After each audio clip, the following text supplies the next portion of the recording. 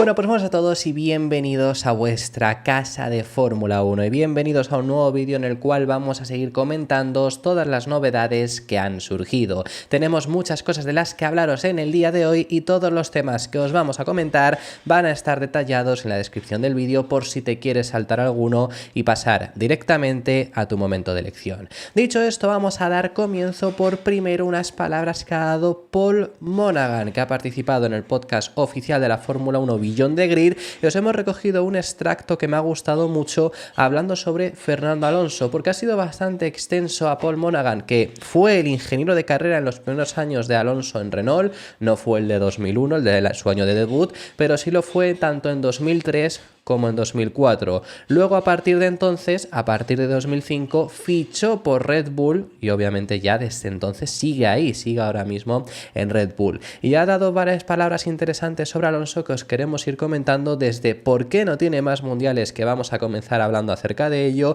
cómo fue que el equipo en el que él estaba le quitase los mundiales a una persona que desde ese 2003 y 2004 tienen una muy buena amistad, y luego nos va a contar un par de anécdotas que tiene con Fernando Alonso. Así que, para empezar, rápido y sencillo, ¿por qué él cree que Alonso no tiene más mundiales? Lo que dice es que tendría que haber fichado por Red Bull. Debería haber firmado por Red Bull en 2008, ¿no? Preguntarle a él, yo no sé qué responder. Que bueno, realmente tuvo varias opciones Fernando Alonso de haber fichado por Red Bull. A posteriori, esto siempre lo decimos, es muy sencillo. Pero desde luego que si hubiera hecho lo que él dice ahora mismo, ¿no? Debería de haber fichado por Red Bull en 2008. Hombre, imagínate que se hubiera fichado por Red Bull en 2008 y nunca se hubiera ido.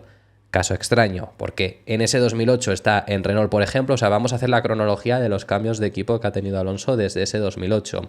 En 2008 está en Renault, 2009 también, Ferrari, que está desde 2010 a 2014, se va luego al equipo McLaren. Ya estamos hablando de 3 cambios, que bueno, en ese 2008 ya había cambiado para Renault, pero bueno, 3 cambios, se retira esos 2 años que está, vuelve a Alpine y luego a Aston Martin. Es decir, son 5 etapas diferentes desde ese 2008. Pero poniéndonos en su puesto de que hubiese fichado por ellos y nunca más hubiera ido, hombre, 2009 hubiera tenido oportunidad de pelear, 2010, 11, 12 y 13, desde luego que hubiera tenido oportunidades de pelearlo también, hasta 2021 no hubiera vuelto a tener esa oportunidad porque Red Bull nunca estuvo realmente ahí en esa posibilidad, y luego 22, 23, desde luego que lo hubiera tenido, y en el 24 lo estaría teniendo, desde luego, esa posibilidad. Hubieran sido muchas más opciones por su puesto de título, pero ya de por sí estamos poniendo en un supuesto en el que Alonso nunca se hubiera ido desde 2008, algo que es muy complejo, pero que sí que es verdad, si hubiera fichado por ellos hubiera ganado títulos, como si hubiera fichado por Mercedes en 2013 en vez de que el que hubiera fichado por ellos es Hamilton. Bueno, pues si esas decisiones las hubiera tomado Alonso, hubiera tenido más mundiales. No ha sido el caso, aunque haber fichado por Red Bull estuvo sobre la mesa en varias ocasiones. Alguna vez lo hemos contado en el canal, ya que estamos hablando sobre esto de forma muy breve. Hay otros vídeos en los que está más detallado, pero Alonso tuvo 3 opciones para fichar por Red Bull. Digo 3 porque vamos a decir las que desde el propio equipo Red Bull han confesado. Luego Alonso ha comentado en alguna ocasión otra más que os diremos. ¿Qué 3 opciones tuvo? Tuvo 2008, que es cuando dice para haber corrido con ellos en 2008. Le ofrecieron durante ese final de 2007, con toda la tensión que había en McLaren, se tenía que ir Alonso de allí, le ofrecieron un asiento. ¿Por qué no tomó esa decisión y regresó a Renault? Bueno, pues porque Red Bull le ofrecía 2 años de contrato. ¿Qué diréis? Estuvo 2 años en Renault. Sí, pero Alonso tenía una especie de acuerdo ya para 2009 fichar por Ferrari, por eso no podía aceptar un contrato de 2 temporadas. ¿Por qué no fue en 2009? Bueno, pues porque Ferrari la lió ahí con los pilotos, tenían que rescindir a Raikkonen, que tenía contrato, lo acabaron rescindiendo un año más tarde. Entonces en ese 2009 no pudo fichar por Ferrari, pero por ese motivo no fichó por Red Bull en ese 2008. Luego, en 2009 le ofrecieron otra vez fichar por ellos en mitad de temporada. Esto hay una entrevista incluso a Christian Horner que habla de estas oportunidades que tuvo Fernando Alonso de fichar por Red Bull, y comenta esto, que es que creían en ese final de 2009. Recordad que Red Bull ya estuvo mucho más fuerte, Brown GP ganó el Mundial, tanto Brown GP como Jenson Button, por la ventaja que tuvieron a principios de año. Y en ese final de temporada, sobre todo Red Bull ya fue el equipo que más se acercó y les faltó realmente una carrera. Si ese campeonato hubiera tenido una carrera más, seguramente hubieran incluso dado la vuelta.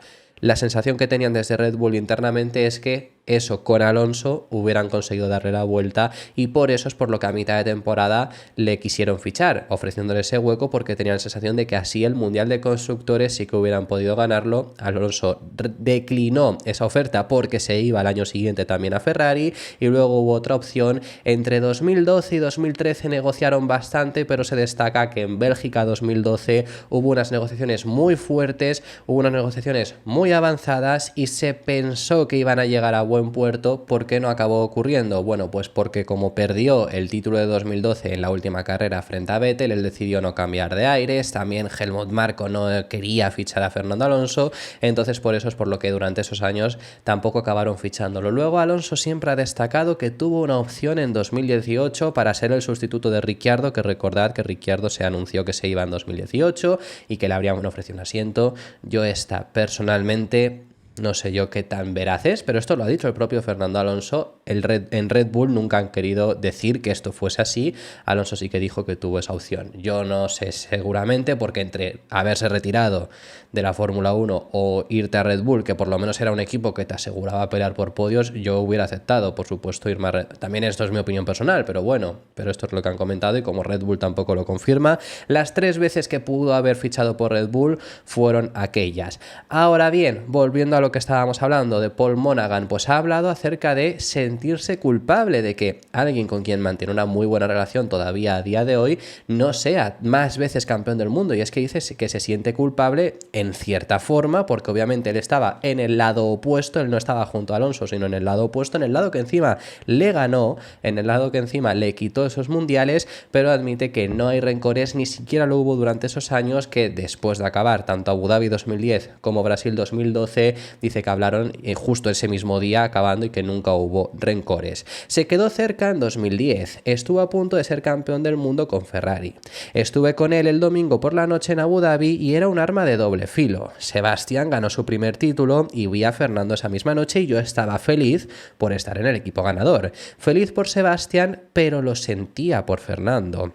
Estaba sentado con su entorno, me acerqué y le dije: buen año, bien hecho, lástima que no lo has conseguido, no había rencores. Y en 2012 nos apretó muy duro de nuevo y nos agarramos con las yemas de los dedos. Fue bonito competir contra él y luego te das cuenta que necesitas todo lo que tienes para competir contra él, porque es bastante fenomenal y de alguna forma prevalecimos. De alguna forma me siento un poco culpable, pero al mismo tiempo estamos corriendo contra él y es un privilegio competir contra un piloto de este calibre con su talento. Que más allá de esto, más allá de esa rivalidad que ha cosechado en estos últimos años, repito que fue su primer ingeniero de carrera en Renault en esos 2003 y 2004 y desde entonces tiene muy buena relación, que fíjate que podrían haber sido solo 2 años y que a lo mejor pues ni fu ni fa, pero no, mantienen una muy buena relación. Y además Paul Monaghan dice que disfrutó mucho, ha hablado de esa etapa, de esos 2 años que estuvieron juntos. Recordad que claro, si estuvo en ese 2003 fue con quien consiguió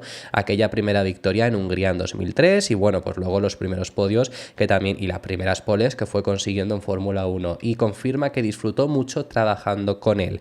Él es un piloto competitivo, quiere lo mejor de él mismo cada día y no tiene un mal día, no tiene una mala sesión y su confianza es inquebrantable. Es una persona maravillosa para tener al lado, disfruté mucho de su compañía y espero que él también, que esto además nos sirve muy bien porque sí que ya esto no se suele comentar, pero antes se hablaba mucho de que si Alonso no era una buena persona de equipo. Esto es algo que instauró la prensa británica por lo ocurrido en McLaren en 2007, que si Alonso no era una persona cómoda con la que estar en el equipo, pero esto nunca ha sido así, lo vemos, porque además ahora esto ya no es esta la opinión que hay, que esto lo instauró esa prensa británica, pero a España incluso llegó, tratándose a Fernando Alonso como si fuera una persona con la que no es muy cómodo estar, que yo no sé cómo será personalmente, pero esto no es lo que se transmite tampoco de por sí de fuera, ¿no? Esto es lo que vemos aquí de un Paul Monaghan ya de por sí en 2002 o en 2003 y 2004, porque ahora sí que esa imagen, como digo, ha cambiado y se le ve mucho más cercano y demás, como es Alonso,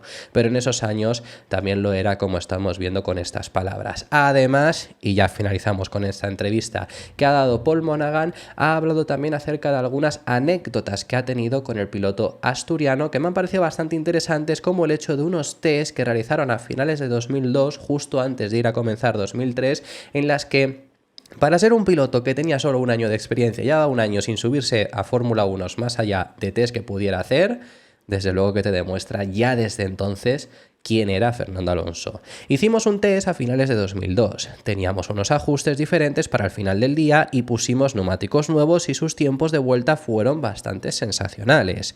Luego me venía este chaval de 20 años diciéndome que los cambios que había hecho no marcaban la diferencia, solo que él había apretado un poco más aquí y allá y había funcionado. Me daba la sensación de que tendríamos un bonito camino juntos. En Australia adelantó a rivales con neumáticos de seco en una pista mojada y se empezó a quedar sin gasolina. Salió el coche de seguridad, tuvimos que parar, pero no le afectaba nada. Ese chico era competitivo. En Malasia hizo la pole, su primera pole en Fórmula 1, y cuando estaba tercero al final empezó a sudar un poco en el casco y no podía leer la pizarra. Fueron tiempos geniales con él. Era muy tranquilo, una carrera con él era algo automático. Así que esas han sido las palabras que comentaba Paul Monaghan y vamos a pasar a hablar acerca del siguiente tema que muy breve queremos hablar sobre Max Verstappen y unas palabras que ha dado el piloto neerlandés. ¿Recordáis cuando os contamos que Verstappen padeció un problema de visión que lo desveló él en una entrevista que le estuvieron haciendo en el Red Bulletin? ¿Qué es lo que padecía de este problema de visión?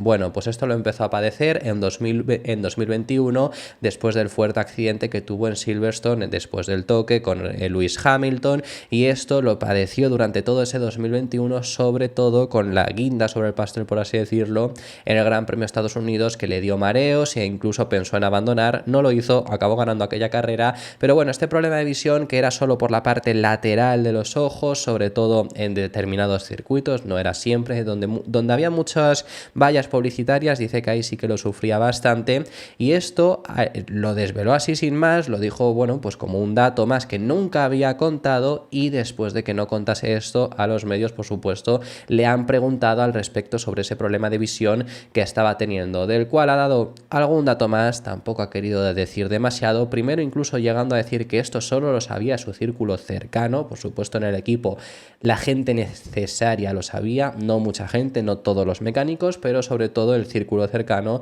familiar, y por supuesto en el equipo la gente necesaria también lo sabía. No es algo que aconsejaría sufrir a la gente mientras conduce, y obviamente menos este tipo de coches, ¿no? Pero somos pilotos de carreras y nos enfrentamos a todo tipo de cosas. Todo el mundo está por aquí y se les ve bien, pero muchas veces la gente tiene algunas pequeñas lesiones o lo que sea y no lo dice.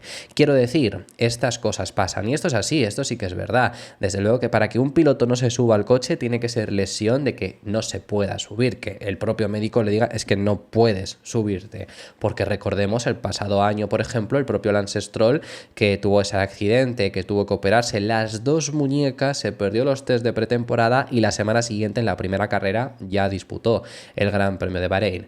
Habrá ocasiones en las que no estén del todo al 100% bien, pero que es algo habitual y que van a intentar sí o sí siempre conducir. Os pongo otro caso, por ejemplo el Fernando Alonso en 2022 en el Gran Premio de Australia, en la clasificación tuvo un accidente que se golpeó contra el muro y también padeció un problema en la muñeca izquierda, y realmente él nunca se quejó, él nunca dijo nada, lo desveló al año siguiente, al año y medio siguiente, lo desveló en verano de 2023, y es verdad, luego viendo las imágenes, que también aquí nosotros fuimos un poco tontos porque no nos dimos cuenta, pero llevó todo el año una muñequera en esa muñeca izquierda y nadie se dio cuenta de que realmente no estaba al 100%, que tenía ese dolor en las muñecas hasta el nivel de llevar esa muñequera. Y esto, pilotos que lo han dicho, o es que en el caso de Stroll no se podía ocultar. Por ejemplo, el caso de Verstappen, pues lo ha contado años después, y de cosas que no nos enteraremos seguramente.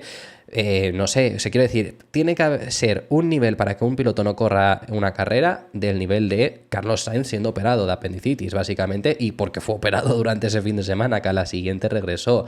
Entonces, en Arabia Saudí se operó, 2 semanas después corrió y ganó aquella carrera. Quiero decir que desde luego un piloto tiene que estar en las últimas para no disputarlo, y lo demuestra una vez más Max Verstappen. Y lo último a comentaros en este vídeo, quiero comentaros también este tema que me ha parecido bastante interesante, y es que estamos cada vez más en una Fórmula 1 en la que ser equipo cliente no está siendo tan perjudicial y es algo bastante curioso y es algo que, desde luego, viendo la historia, obviamente siempre has querido ser un equipo fabricante. Equipo cliente me refiero a simplemente si eres cliente de motores, porque si eres cliente de algo más, ahí ya sí que estás un poco más con las manos atadas, porque dependes de lo que haga en esas cosas. Por ejemplo, el propio Aston Martin compra suspensiones y caja de cambios a Mercedes, ahora mismo, a partir de 2026 dejarán de hacerlo. Williams compra los mismos componentes, Haas compra prácticamente todo lo que se permite de Ferrari. Bueno, este tipo de clientes desde luego que no, pero ser equipo clientes únicamente de motores, como es el caso de propio McLaren y es de quienes vamos a hablar, o como puede ser otros equipos en la propia parrilla,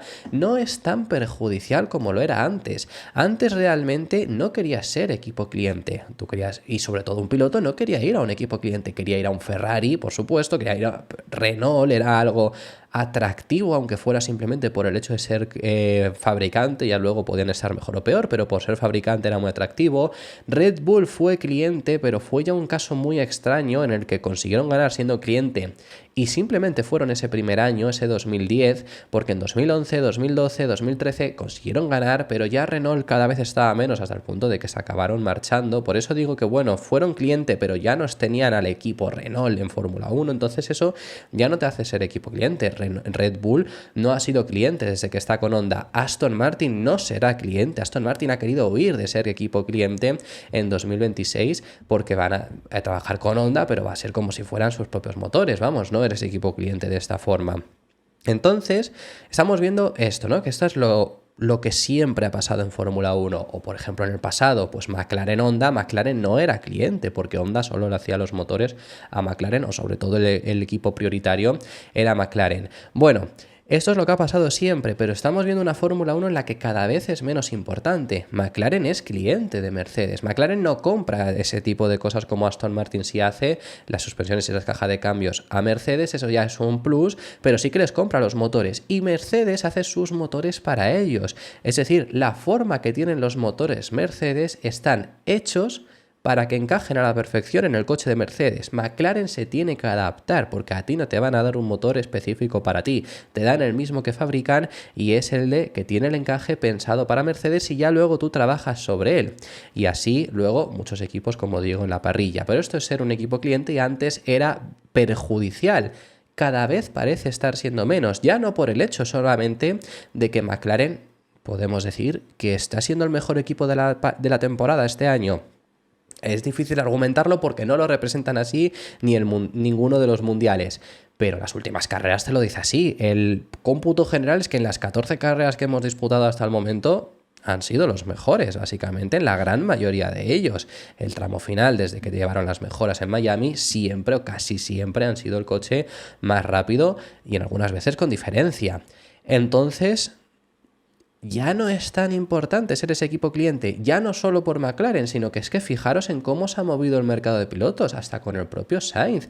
El propio Sainz se ha movido, ha preferido, en ocasiones aparecía que prefería rechazar a Audi, que dentro de lo malo iba a ser ese equipo fabricante, que iban a hacer sus propios motores y lo iban a hacer todo por su cuenta, por irte a voy a poner un caso, Williams, por simplemente tener el motor Mercedes, o Alpine, que Alpine prefería pues dejar su fábrica de motores para llevar motores Mercedes, prefería ser equipo cliente en este sentido.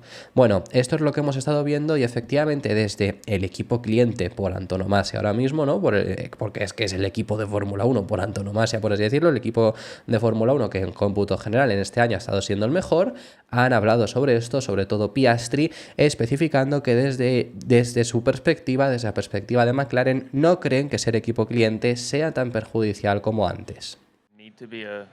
No creo que haga falta ser un constructor ahora para ganar en Fórmula 1.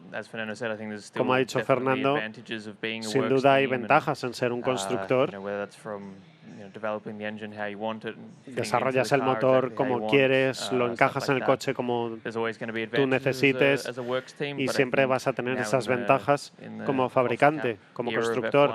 Pero con el límite presupuestario en la Fórmula 1, ahora quizá no tenga tanto impacto como solía tenerlo. Creo que puede ser un equipo cliente y plantarles cara. Así que esto es lo que han comentado y esto ha sido el final de este vídeo. Muchísimas gracias por haber llegado hasta el final del mismo. Déjame en los comentarios tus opiniones sobre todos los temas que hemos hablado. Si te ha gustado, deja tu me gusta, suscríbete y te recuerdo que tenemos activa la opción de miembros. Nos vemos en el siguiente.